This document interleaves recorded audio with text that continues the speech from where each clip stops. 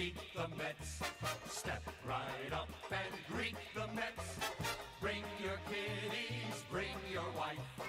Guaranteed to have And how you doing? How you living? How you feeling, folks? Back for another episode of City Night Lights. Now, of course, I'm your host with the most. My name's Zach, and as always, I'm glad to be back talking to you folks. Now, you guys know the drill. This is a Mets podcast episode. You know, we're always going to talk about Citi Field and the boys who play underneath the lights. So, you know, quickly talk about what the episode layout's going to look like. Then we'll get right into it. So first, we're going to hit the schedule. Then we'll hit stats, batting, pitching, injuries, and then I'll just kind of shoot the shit at the end. So with that being said, we're going to roll right into it. We'll hit some of the games I haven't spoken about yet in a while. So we'll start off with the Braves series where we lost 1-2. Then we took on the Mariners, won that series 2-1. Then we took on the Nationals and dropped that series 1-2. Go figure. Then we took on the Braves again and actually beat them 2-1 in the series. Then we took on the Philadelphia Phillies and swept their ass at home 3-0. That was awesome. Then we took on the Marlins. Go figure, we lost that series too, and now we're up 1-0 on the Tigers. Hopefully we can take this series. It's going to be a huge series moving forward. Now, you know, that was a lot of me just kind of shooting the rigmarole at you guys. Now, the one big thing is the Mets are going to have a tough schedule for the rest of the year. Now they're playing the Tigers, you know, AL's best team for the whole year. Then they're going to play a 3-gamer against Cincinnati in Cincinnati. The fourth wild card team in the NL, the team that's really trying to make it. Then we're going to have another series against the Phils at the Phils, a little 4-gamer. Then we actually are going to come back home to take on the Rangers, the Padres, the Nationals, and then we're back on for our final road series of the season where we'll be playing the Cubs and the Marlins. Now, I know, those Marlins series are somehow going to be the hardest games of the entire season, that last series of the year. I don't know why, I don't know how, but for some reason, the Mets cannot play the Marlins at all. I don't understand it. But really, they got to get going right now because this schedule does not get easy. There is no easy part of this schedule. It is consistently playing playoff teams the rest of the way out. And if the Mets want to actually be a playoff contender, they're going to have to be more than competitive in this next month of baseball. So with that being said, you know, we'll kind of keep it moving, I guess. The batting is really picked up as of late. It actually looks good. I've never seen the Mets have so many 10-run games seemingly in a week, so that's been phenomenal. I mean, we're finally seeing Vientos hit the ball. Beatty's looked good. Alvarez has looked much better since coming back from AAA. And then on top of that, you know, Soto's firing on all cylinders. Pete is starting to come alive again, which is awesome. I'm really, really just glad we're getting to see this team just absolutely figure it out. You know, I think Lindor's kind of finding it late this year. Not the same Lindor season we had last year, but I still think, you know, he's kind of figuring it out, getting out of the half-season-long slump. And then we have Marte. Marte's been nothing short of a stud at DH for us. I love the guy. Now, I think it's important that we move over to our more disastrous side of the game, you know, pitching. Pitching has been a nightmare, specifically starting pitching. You know, the fact that David Peterson, our best starter, really hasn't looked that great since post-All-Star break has been tough, and it's hard to win playoff games or even make it to the playoffs with a lackluster staff that can't get you past inning 5. So I'm glad the Mets brought up Nolan McLean and Joshua Tong. It was great to see those guys really get some young blood in there. I believe we won both of those games, which was awesome. I know Nolan McLean has played, I think, 2 games at this point and has looked great.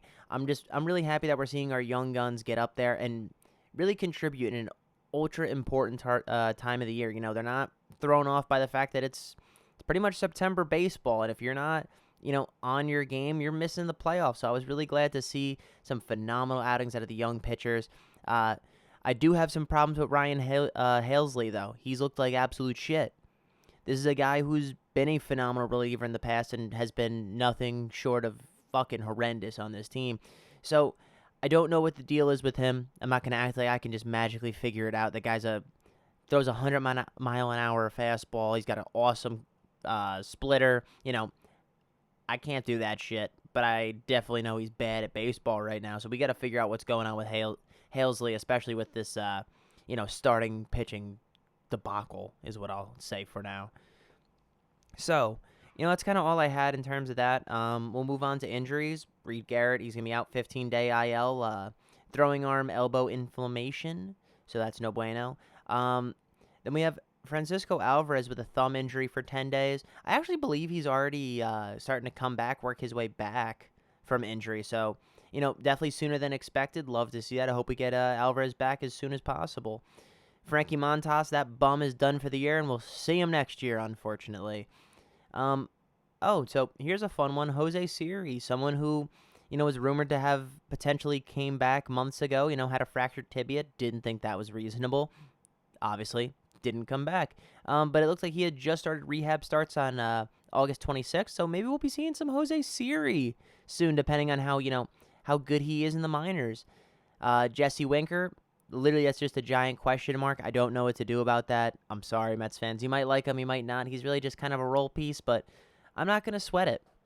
I don't think it's worth me getting upset about not having Jesse Winker on this roster. And then I believe Tyler McGill made his 4th rehab start on August 28th, so probably see him back soon, I guess. I don't know how to feel about that.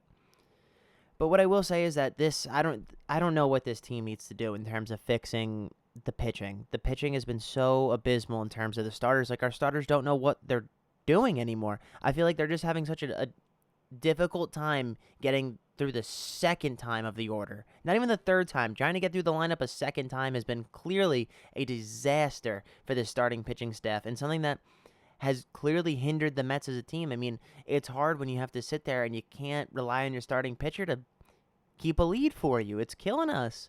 I mean, I didn't think this is where the staff was going to be. I thought it might have been better, but this staff reminds me of like the 2017 Mets when everyone got hurt and it turned into like, an injured Syndergaard, a Harvey that was bad. Maybe I think it was like the last year of John Neese, Dylan G. Steven Matz had a horrendous year, so he was coming out of the bullpen. The only guy we had was DeGrom. It was a mess. Oh, yeah, don't forget, Zach Wheeler, then that was the year he had Tommy John, and then he signed with Philly, and he's been a fucking dominant starting pitcher ever since. So this starting rotation reminds me of that. Just reminds me of, not DeGrom and Syndergaard and Harvey in their prime, but really Syndergaard and Harvey when it was over. This looks terrible. I don't know what they're going to do. They just have to figure out a way to get through 6. I mean, at this point, getting through 5 is half the battle, but we got to get through the 6th inning. Leaving out, the amount of times we've drained this bullpen and are killing the bullpen because we refuse to be able to get through that amount of innings has killed us time and time again. We need the starting pitching to step up, and that's going to be the biggest thing for the rest of the season. If they can't step up, it's going to be tough for us to go anywhere in the playoffs. Now, with that being said, I don't really have too much more to add. I'm glad I got to, shoot the shit, talk some baseball, living it up, It's Mets fans' world. Everybody else is just living in it. So, with that being said, I really do appreciate you guys coming out, listening, taking the time. It's awesome.